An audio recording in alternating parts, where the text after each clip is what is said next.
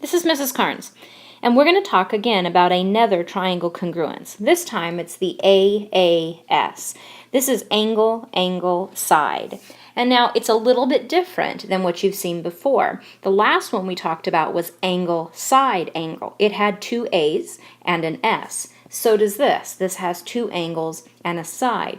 The difference between them is that this side is not included. It is a non-included side when you're looking at your triangle. So let's take a look at triangle ABC, and let's go ahead and choose two angles to look at. Let's look at angle A and angle B.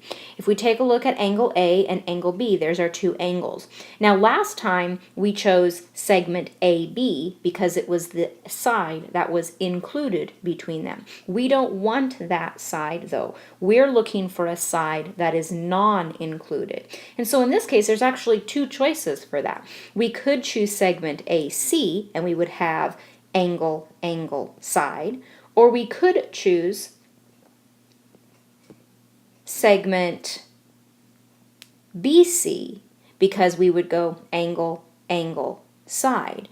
And so you have to make sure that you skip a side when you have angle, angle, side. The side is the non-included side between those two angles. And so there's a couple options that you'll have when you use this triangle congruence.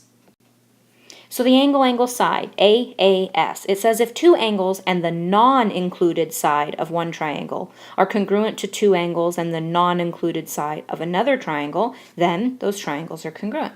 So you can see in our triangles here that we know that angle C is congruent to angle Z, and angle B is congruent to angle Y, and they tell us that segment AB is congruent to segment XY. And again, if I use my pencil, I'm going angle, skip that side, angle, side. And so I know that that's an angle, angle, side that we would use to prove that those two triangles are congruent. Again, you can see here, angle, angle, side. Now, had they told us that AC was congruent to XZ, then we could have said the same thing. We would have gone angle, angle, side. So just know again, it's the non-included side that makes this different from angle, side, angle. Now, in this triangle proof, we've been told that angle X is congruent to angle Y, and we've been told that segment MA bisects angle XAY. And they want us to prove that triangle XAM is congruent to triangle YAM. Again, just like before, always start with that given information. And since it's an angle, I'm going to say that angle X is congruent to angle Y. And the reason is very simple. It's been given to me. Now I want to mark my picture. I want to say that angle X is congruent to angle Y. And then I'm also going to make sure that I mark on my two-column proof off to the side that this is an angle that I've looked at here. Now, the next piece of given information does not say that an angle is congruent to an angle or a side is congruent to a side, but it gives us information that we can get something like that. What it tells us is that segment MA, here's segment MA bisects angle XAY. Basically, it bisects this angle A up here. And so if I want to take a look at this, segment AMA bisects that angle, then what that proves to me is that these two angles are congruent to each other up here. And so I could go ahead and say that those angles are going to be congruent. And the reason they're congruent is by the angle bisector, by definition of what bisect means. So we can say that angle XAM is congruent to angle YAM, and the reason is by definition of angle bisector,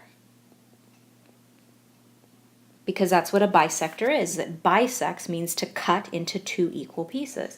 So again, I've marked my picture, I have my statement down there, and then I'm going to take my pencil and I'm just going to off to the side list that that is another angle that we have congruent to an angle. So I have two angles right now. So I'm going to need to find a side in there somewhere, but I have no more given information. So once you run out of given information, you have to go to your picture and take a look at what else you can conclude. Now, we've seen this before. We see that segment AM is the same thing as segment AM. It's the same line. Those those two triangles share that line. And so we know right off the bat that we can say that segment AM is congruent to itself, or to segment AM, and we say that by the reflexive property. The reflexive property says that the segment will be congruent to itself. And so we mark that on our picture, so we know that segment AM is congruent to segment AM. I now know that this was a side because it was a side congruent to a side, and I now have two angles and a side. I have enough information to go ahead and prove that these two triangles are congruent to each other. So we go ahead and we list out what we're trying to prove. Triangle XAM is congruent to triangle YAM. Now we need to stop for just a second. We need to check and see. There are two options we could actually choose right now. It could be angle, angle, side, or it could be angle, side, angle. And again, the difference is, where does that side lie? Is it included between the two angles, or is it a non-included side? Well, let's just go ahead and take a look at triangle XAM, just this triangle here on the left-hand side. When I take a look at this, it goes angle, I skip this side, angle, side. And so this becomes angle, angle, side. It's a non-included side on that triangle. When we come over here and take a look at triangle YAM on the right-hand side, again, it's an angle, angle, side is how we're taking a look at it. So we would state that these two triangles are congruent by the angle, angle, side theorem. That states that we're done, and we know that those two triangles are congruent. Excellent job. Keep practicing these proofs. That's how you're going to get really good at them.